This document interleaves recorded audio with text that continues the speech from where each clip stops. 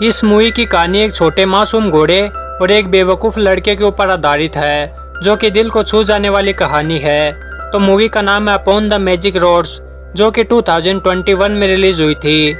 तो मूवी की शुरुआत में एक बिजली से भी तेज रोशनी गेहूं के खेत के ऊपर आकर गिरती है, जिसके बाद उस खेत की फसल तहस नहस हो जाती है और उसकी अगली सुबह में उस खेत के मालिक को दिखाया जाता है।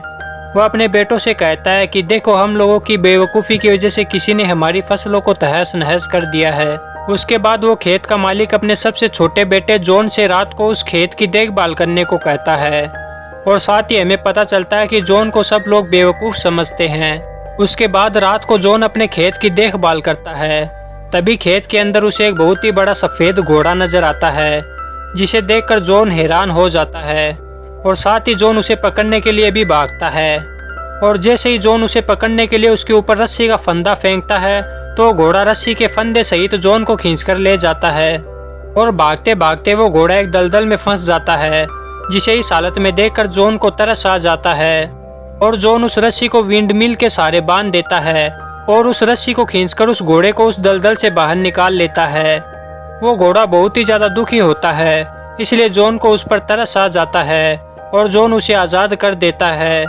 लेकिन उससे पहले जॉन उससे वादा लेता है कि वो आइंदा उनके खेत में नहीं आएगी, जिससे हमें पता चलता है कि वो घोड़ा नहीं बल्कि फीमेल घोड़ी है।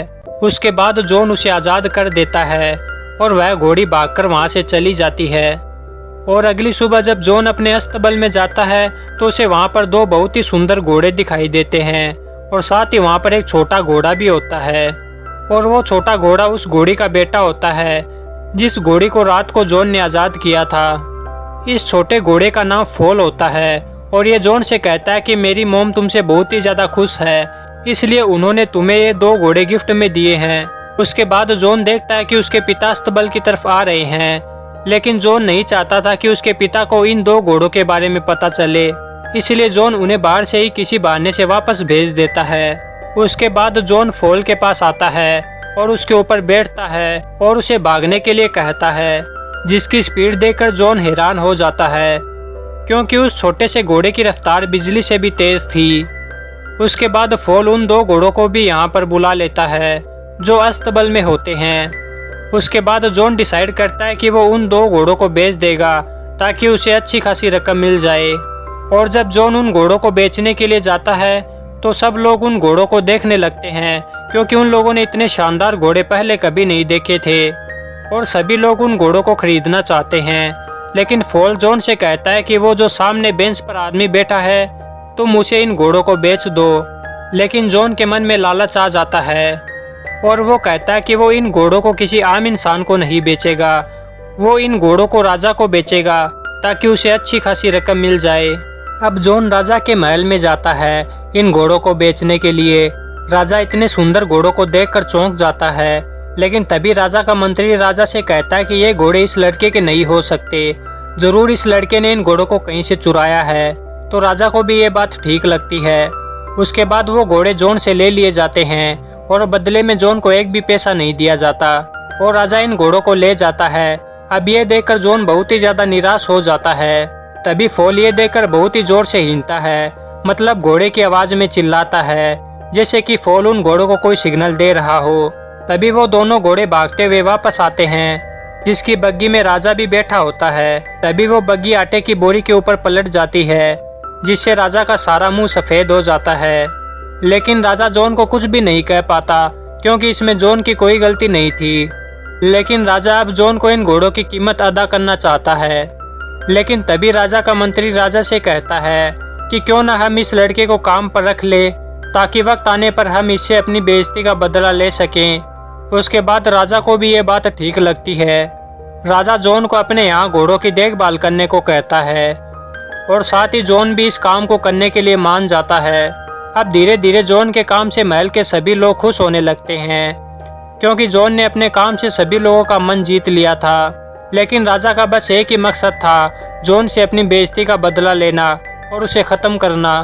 तभी राजा का मंत्री राजा से कहता है कि हमें जॉन को ऐसा काम देना चाहिए जो वो नहीं कर पाए और उसके बदले में हम उसे जान से मार देंगे। राजा का मंत्री राजा से कहता है कि हमें जॉन को फायर बर्ड लेने के लिए भेजना चाहिए ताकि वो उसे ना ला पाए और हम उसे ख़त्म कर दें, क्योंकि फायरबर्ड को लाना इतना आसान नहीं था। उसके बाद वो लोग ऐसा ही करते हैं और जॉन को वो लोग फायरबर्ड लाने को कहते हैं और साथ ही जॉन भी इस काम को एक्सेप्ट कर लेता है। लेकिन फॉल जॉन से कहता है कि तुमने ऐसा क्यों किया, क्योंकि फायरबर्ड को लाना इतना आसान नहीं है। लेकिन जॉन ने इस काम के लिए राजा को हाँ कर दिया था, इसलिए फॉल फायरबर्ड को लाने के लिए जॉन को अपनी पीठ के ऊपर बिठाकर बिजली से भी तेज रफ्तार से जंगल की तरफ भागता है। उसके बाद फॉल सबसे पहले जॉन को एक पेड़ के नीचे ले जाता है जहाँ पर बहुत सारे ड्रीम नट्स पड़े हुए थे। फॉल जॉन से कहता है कि तुम इन नट्स को उठा लो, क्योंकि ये ड्रीम नट्स फायरबर्ड को बहुत पसंद है, जिसे खाकर फायरबर्ड गहरी नींद में सो जाएगा और तुम उसे पकड़ लेना। अब वो दोनों उस जगह पर जाते हैं जहाँ पर फायरबर्ड रहता है।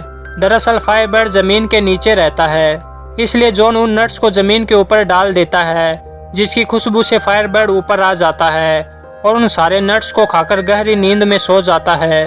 और जब जॉन फायरबर्ड को पकड़ने के लिए जाता है तो फायरबर्ड होश में आ जाता है और वो जॉन के पीछे भागता है और अब वो जॉन को पकड़ने ही वाला होता है। लेकिन तभी जो आखिरी नट्स जॉन के पास था वो उसे फायरबर्ड के आगे डाल देता है, जिसे खाकर फायरबर्ड गहरी नींद में सो जाता है। और अगली सुबह जब फायरबर्ड की आंखें खुलती है तो फायरबर्ड देखता है कि जॉन ने उसे जंजीरों में जकड़ रखा है। अब ये देखकर फायरबर्ड की आंखों में आंसू आ जाते हैं, लेकिन फायरबर्ड की हालत देखकर जॉन को उस पर तरस आ जाता है और जॉन उसे आज़ाद कर देता है। और साथ ही फायरबर्ड अपनी एक पंख जॉन के लिए वहीं पर छोड़ जाता है। उसके बाद जॉन फिर से अपने साम्राज्य राजा के पास लौटता है और राजा और प्रजा को अपनी और फायरबर्ड की पूरी कहानी बताता है। लेकिन उसकी बात पर कोई भी विश्वास नहीं करता, क्योंकि फायरबर्ड एक बहुत ही खतरनाक पक्षी है, उसे कोई कैसे पकड़ सकता है। इसलिए सभी को विश्वास दिलाने के लिए जॉन सभी को फायरबर्ड का वो पंख दिखाता है जो उसने जॉन के लिए छोड़ा था। लेकिन वो पंख अब आग की तरह नहीं जल रहा था, जिस वजह से सबको लगता है कि जॉन झूठ बोल रहा है, क्योंकि अब जॉन इस काम को करने में फेल हो गया था।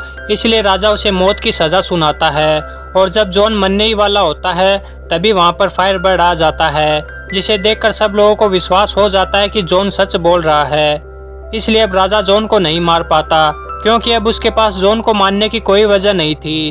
अब राजा को और भी ज़्यादा गुस्सा आ जाता है, क्योंकि अब राजा की दोबारा प्रजा के सामने बेइज्जती हो चुकी थी। इसलिए राजा का मंत्री एक बार फिर राजा को सलाह देता है कि हमें उस लड़के को बर्फीले माउंटेन की राजकुमारी को लाने के लिए भेजना चाहिए, क्योंकि वो अब पक्का उस राजकुमारी को नहीं ला पाएगा, जिसके बदले हम उसे जान से मार देंगे। और अगर वो उस राजकुमारी को ले भी आता है तो आप उस राजकुमारी से शादी कर लेना। उसके बाद राजा को फिर से मंत्री की ये बात ठीक लगती है। उसके बाद जॉन को फिर से बर्फीले माउंटेन की राजकुमारी को लाने का काम दिया जाता है, जिस काम को जॉन फिर से एक्सेप्ट कर लेता है। उसके बाद जॉन और फॉल दोनों बर्फीले माउंटेन के बाहर पहुंच जाते हैं, जहां पर बर्फ से ढका हुआ एक बहुत ही बड़ा दरवाजा था। लेकिन जॉन और फॉल को नहीं पता होता कि इस दरवाजे को कैसे खोलना है। तभी फायरबर्ड का वो पंख उस दरवाजे के अंदर चला जाता है और सारी बर्फ को पिघला देता है, जिसके पानी से फॉल भी बह जाता है। और जब जॉन उस महल के अंदर जाता है तो उसे कुछ भी समझ में नहीं आता, क्योंकि वहाँ पर बहुत सारी लड़कियाँ सोई हुई थी। लेकिन जॉन को ये नहीं पता होता कि इनमें से राजकुमारी कौन है।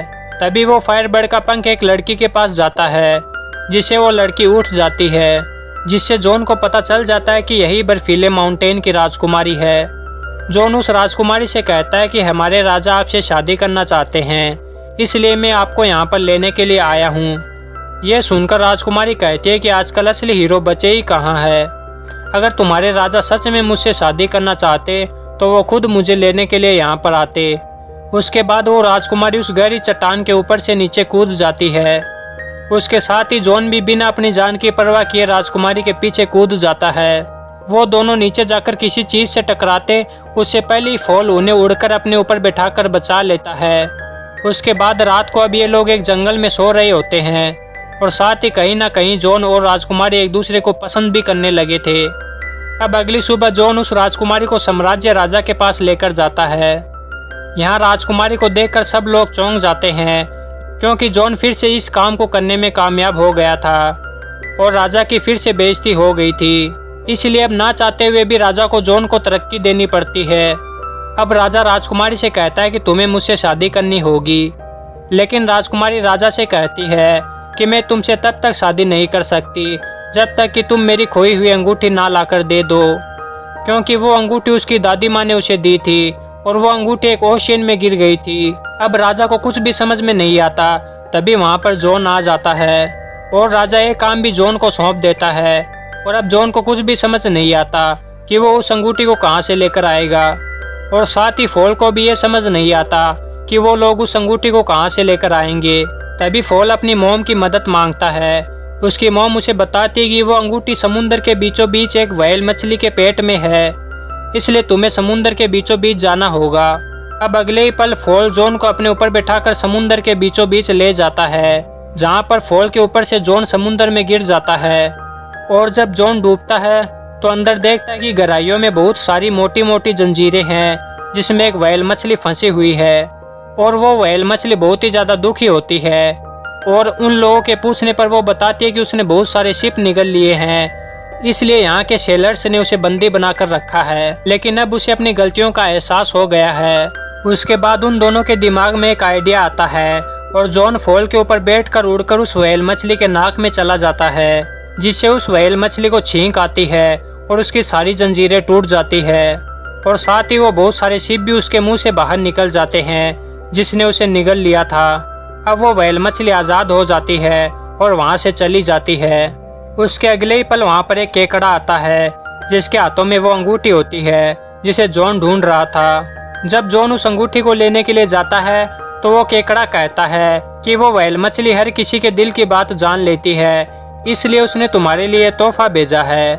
उसके बाद जॉन उस अंगूठी को लेकर वापस महल में आता है और राजकुमारी के पास जाता है, और राजकुमारी उस अंगूठी को देखकर बहुत ही ज्यादा खुश हो जाती है। और उस राजकुमारी को समझ में आ जाता है कि जॉन ही असली हीरो है और वो उसके लिए कुछ भी कर सकता है।